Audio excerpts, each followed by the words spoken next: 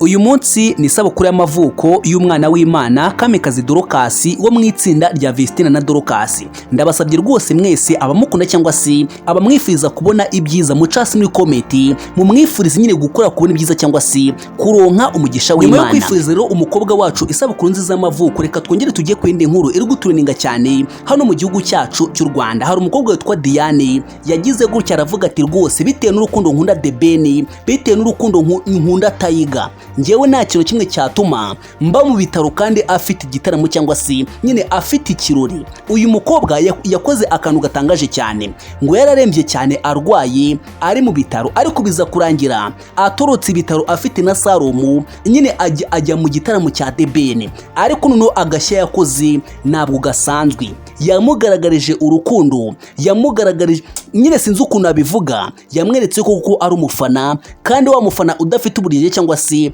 umufana w'inkoramutima. Uwo na wundi yitwa Diane. Yararize arahogora umwana w'umukobwa, aragenda agwa igihumure. Abantu benshi baribaza bati si ibi koko nibyo cyangwa ni scam? Ariko ngiye ko nabibonye rwose ntabwo Diane ari scam. My brothers, niba uvuga yuko ari scam, itegereze neza iyo video nagushyire kuri screen. Ese urabona umuntu yakiriza cyangwa se nyine yakikora ibyo bintu? Ibyo ntabwo bishoboka na gatoya. Nawe uzabigerageze urebe ko uyu mukobwa abantu benshi bari kubaza bati se koko byaba ari urukundo rwo gufana bisanzwe cyangwa nyine haba hari ikindi cyaba kibyihishe inyuma? Reka dukomereze ku yindi nkuru iri gukomeza kugenda itureninga cyangwa se igaruko n'abantu benshi hano mu Rwanda ndetse n'isi muri rusange cyangwa se no mu gihugu cya Tanzania. Rero mwese murabizi neza yuko nyine ejo nababwiye inkuru y'umusore witwa Handsome wa Dunia. Ngira ngo rwose nakomeje kugenda mugaruko kenshi, aho nakomeje kugenda mbabwira nyine iby'inshuti yewe yitwa Akonzara,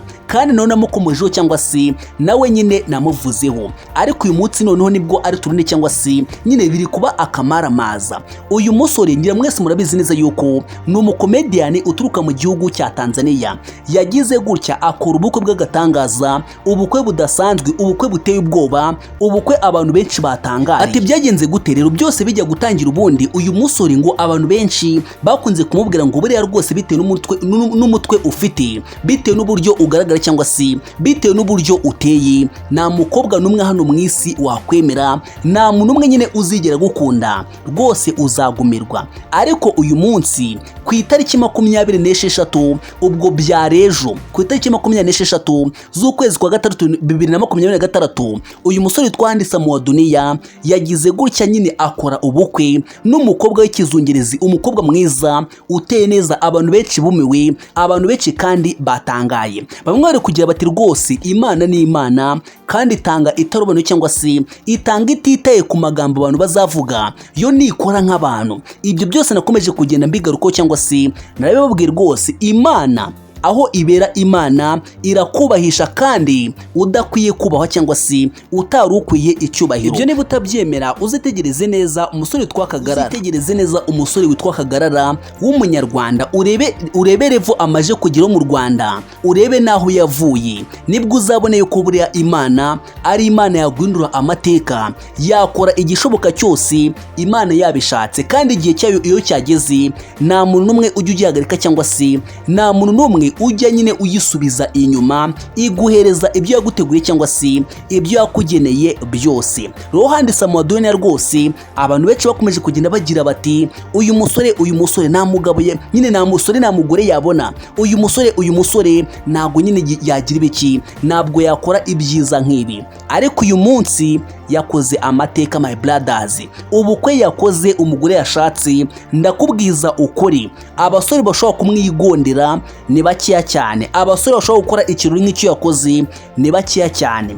Rero niyo mpamvu nkubwira ngo Imana yo ni Imana. Nyine izo zari inkuru ziri gutureninga cyane cyangwa se ziri kugarukaho n'abantu benshi hano mu gihugu cyacu cy'u Rwanda. Inkuru ya mbere ni y'umunyarwandakazi witwa Kamikazi Dorokasi wagize isabukuru y'amavuko kuri uyu munsi. Ariko icyatangaje abantu cyane ni imyambarire cyangwa se nyine uburyo yagaragaye, amafoto yakomeje kugenda ashyira hanze. Inkuru ya kabiri iri gutureninga cyane ni y'umukobwa witwa Diane rwose wagaragarije amarangamutima nyine umusore akunda cyangwa se umuhanzi akunda hano mu Rwanda.